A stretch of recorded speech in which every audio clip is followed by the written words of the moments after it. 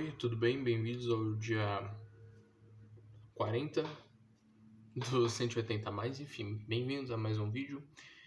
E hoje eu vou começar o assunto do vídeo de hoje falando com base num sonho meu. Mas primeiro de tudo, ontem eu fui lá na Súria e eu levei uma mochilinha. Na mochilinha, o que eu tinha? O livro Deus que Destrói Sonhos, que eu dei pro meu amigo Lucas, e minha queridinha Bíblia aqui, que tem quase 10 anos que tá comigo, olha isso. Enfim, por que eu levei a Bíblia? Porque, assim, a última vez que eu me encontrei com as missionárias, a gente discutiu teologia, escrituras e tal. Eu tava preparado para acontecer isso de novo, né? Porque eu estava levando a espada que é mais afiada que dois gumes e até a alma da pessoa, penetra até a alma do ser. Mas, enfim, não aconteceu isso, infelizmente. Porém, aconteceu alguma coisa parecida no meu sonho, cara. Lá estava eu com as duas missionárias e a gente estava discutindo alguma coisa. Eu não sei direito qual que era o foco, mas eu acredito que era sobre fé. E o que é a fé, segundo esse livro aqui? Para você saber isso, você vai fazer o seguinte: você vai lá no finalzinho da sua Bíblia, no livro de Hebreus, escrito por alguma pessoa que a gente não sabe até hoje quem é esse mano, e você vai no capítulo 11, no primeiro versículo, que o escritor fala o que é a fé. A fé é o firme fundamento das coisas que se esperam e a prova das coisas que não se veem. É o jeito de você comprovar o que você não consegue olhar, apalpar, sentir, cheirar, ouvir, lamber, não sei. Jogar pra cima, fazer um saque no vôlei. E eu acho que a gente estava discutindo alguma coisa relacionada da fé e as placas de nef, de ouro, eu não sei o termo. Provavelmente os nefitas que vão ver esse vídeo vão saber. E, enfim, eu acho que a questão era o seguinte: elas estavam me explicando como que. Olha a moto passando lá fora. Mas, enfim, eu acho que elas estavam. Naquele debate, o ponto delas é o seguinte: elas tinham. Como é que eu não.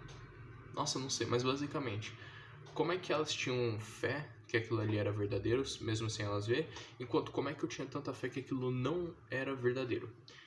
E no meio daquele bate-papo, eu lembro que eu, tipo assim, porque era um sonho, era meio confuso, mas se eu não me engano, eu comecei a falar sobre a ressurreição de Jesus. E por que eu comecei a falar pela ressurreição de Jesus?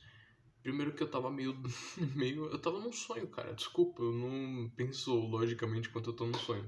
Eu não tenho sonhos lúcidos. Não, não, é bem difícil. Mas enfim,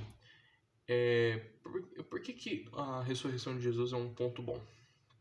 Porque assim, você tem um túmulo, você atualmente consegue comprovar que judeus eram crucificados, porém você não tem o corpo do indivíduo. Por quê? Porque ele ressuscitou e está sentado à direita de Deus Pai.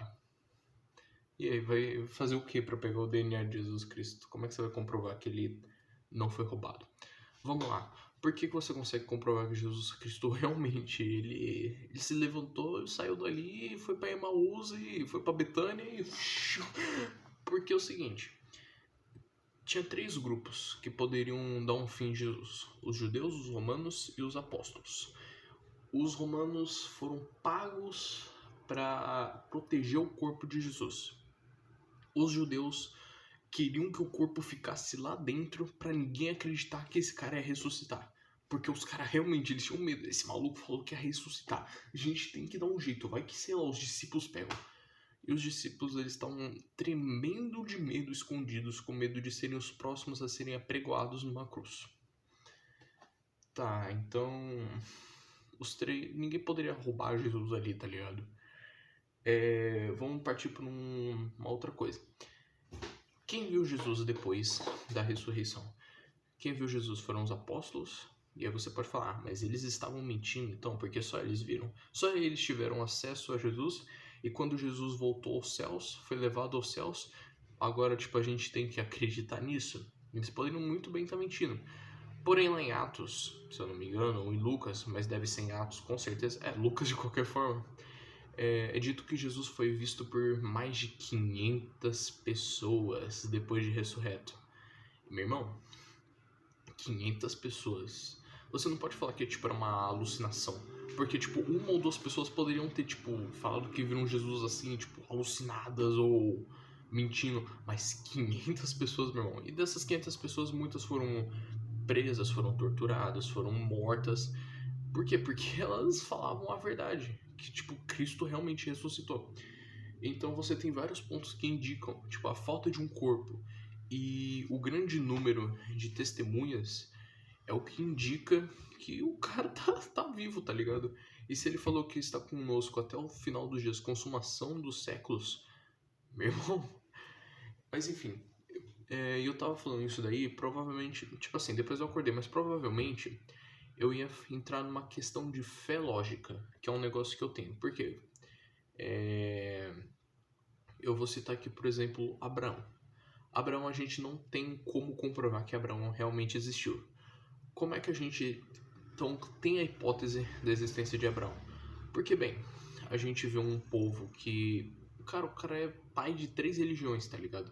Tipo, ele é a base do judaísmo, sendo o judaísmo a base também do islamismo e do cristianismo. E todas elas acreditam em Abraão. Além de que você tem uns túmulos, assim, que poderiam ser de Abraão. Então, assim vai. Ou até mesmo Davi. Davi, até um pouco tempo atrás, pelo menos menos de 100 anos atrás, você não tinha como comprovar que Davi, o rei Davi, existiu. Porém, existia achamos uma pedra aí dos Moabitas, e lá estava escrito sobre o rei Jeroboão, talvez, e estava falando que ele era da casa de Davi. E ele não era tipo tipo, o espaço entre Davi, o reinado de Davi e Jeroboão era tipo menos de 100 anos, só tinha Salomão ali para dividir.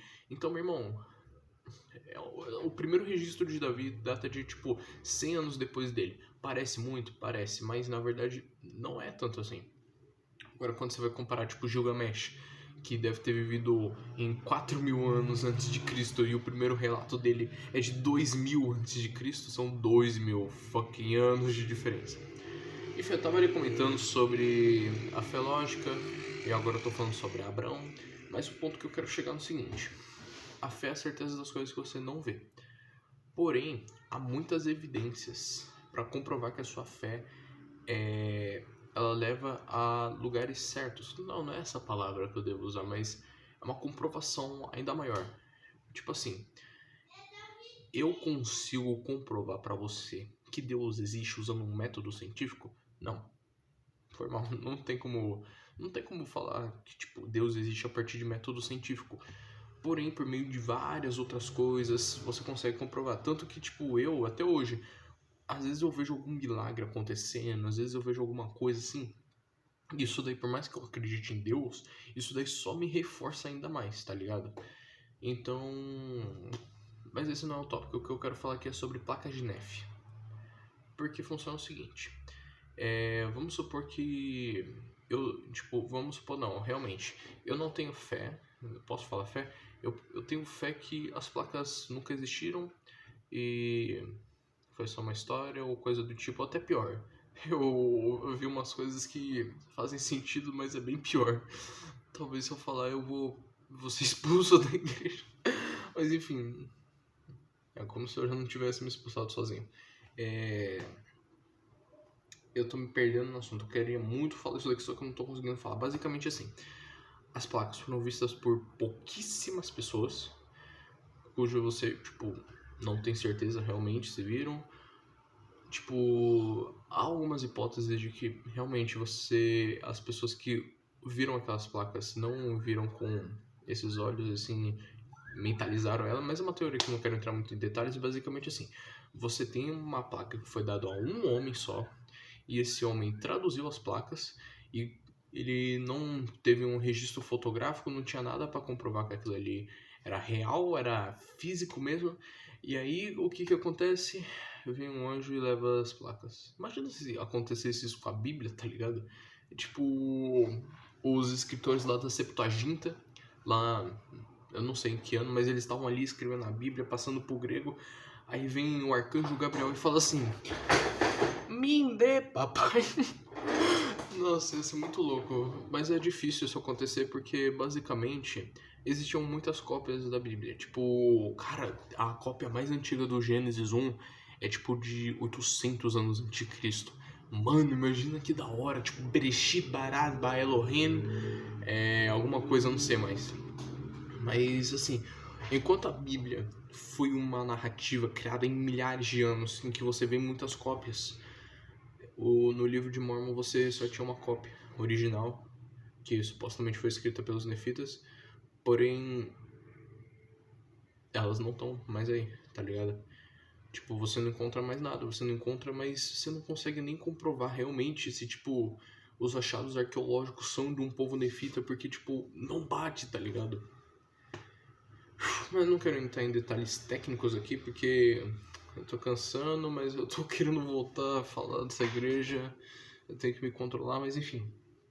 Basicamente, a fé lógica é quando você crê numa coisa e você tem maneiras com evidências de comprovar ainda mais a tua certeza, enquanto a fé ilógica ou coisa do tipo é basicamente quando, pelo menos eu vou falar por mim mesmo, tipo, não faz muito sentido, tá ligado?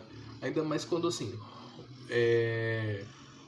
você fala que um completa o outro, quando um fala que a gente é salvo pela graça depois de todas as coisas que a gente pode fazer, enquanto o outro fala que não importa o que a gente faça, a gente nunca vai ser salvo.